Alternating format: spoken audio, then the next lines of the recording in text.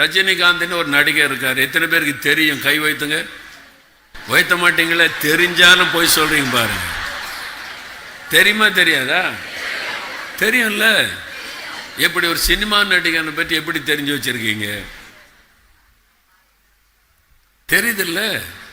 தெரியும். பிரபலமானவங்க என்ன தெரியும்? சினிமா உலகத்தில், கிரிக்கெட்டில், விளையாட்டில் பிரபலமான எல்லாருமே நமக்கு தெரியும். அப்போ தெரியாமல் இல்லை. அப்புறம் என்ன அது ஒரு பாவமாக நினைக்கிறீங்க? அவனுக்குள்ள ஒரு ஆத்மா இருக்குல்ல, அவர் ரட்சிக்கப்படணும் இல்லை, அதுக்காக அவங்களுக்கு பாரம் வரணும் இல்லை, அதுக்காக ஜெபிக்கணும் இல்லை. எல்லா ஆத்மாவும் என்னுடையதுன்னு கர்த்தர் சொல்கிறாரு. அப்போ சினிமாவில் நடிக்கிறவனா ஏன் ஆத்மா இல்லைன்னு கர்த்தர் சொல்லியிருக்காரா?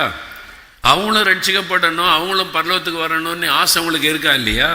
அவங்களுக்காக இயேசு மரித்தாரா இல்லையா? நம்ம யாரையும் அற்பமாக நினைக்கக்கூடாது. நம்ம எல்லாரையும் நேசித்து அவங்களுக்காக ஜெபிக்கணும். நான் அப்படி தான் இருந்தேன் ஒரு காலத்தில்.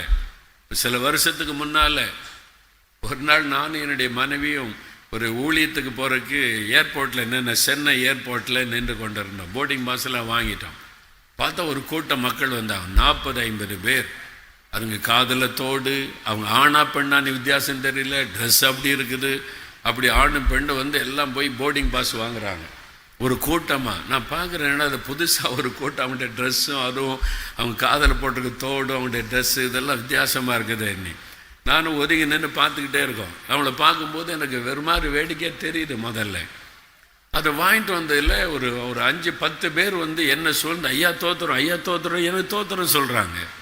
நான் அவங்கள பார்க்குறேன், யாருடா இவங்க நமக்கு தோத்துறோம் சொல்கிறாங்க, நீங்கள் வாங்க, நீங்கள் யார், என்ன எப்படி தெரியும்னு. என்னையா உங்களுக்கு தெரியாதா, நாங்கள் உங்கள் பிறகெல்லாம் பார்க்குறோன்னு சொல்லிட்டு, நீங்கள் யார் என்ன விஷயம்னு கேட்டேன். நாங்கள் எல்லாம் சினிமா துறையில் இருக்கிறோம் ஐயா, சைடு ஆக்டர்ஸ், டான்ஸ் ஆடுவோம், நடிக்கிறது, அதெல்லாம் இப்போ வந்து ஒரு டீமாக வெளிநாட்டுக்கு போகிற நடிக்கிறதுக்காக அதான் போர்டிங் பாஸ் வாங்கிட்டு போகிறோன்னு சொல்லிட்டு, கடைசியாக எங்களுக்காக ஜெபம் பண்ணுங்க ஐயா அப்படின்னு கை கோப்பி சொல்லிட்டு போனாங்க.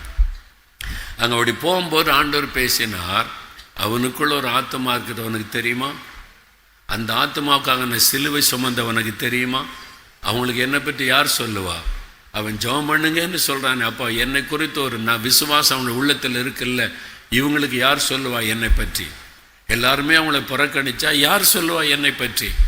அப்போ தான் நான் ஜெபம் பண்ணேன். நான் சொல்கிறேன், ஆண்டவரே, சினிமா துறையில் இருக்கிற மக்களும் ரட்சிக்கப்பட நான் ஜெபிக்கிறேன், நான் சொல்கிறேன்னு சொல்லி இப்போ கடந்த 10-15 வருஷமாக கூட்டம் நடத்துகிறோம். எல்லா செகண்ட் சண்டே கிட்டத்தட்ட 350-400 பேர் எவ்ரி மந்த் வர்றாங்க. அவங்களுக்கு நிறைய பேர் ரட்சிக்கப்பட்டிருக்கிறாங்க. சிலர் சினிமா துறை விட்டுட்டு ஊழியக்காரியாக மாறி இருக்கிறாங்க. சிலர் உள்ளுக்குள்ளேயே சாட்சியாக இருக்கிறாங்க. அந்த ஊழியர் நடக்கிறார். எந்த ஆத்மாவை நம்ம அற்பமாக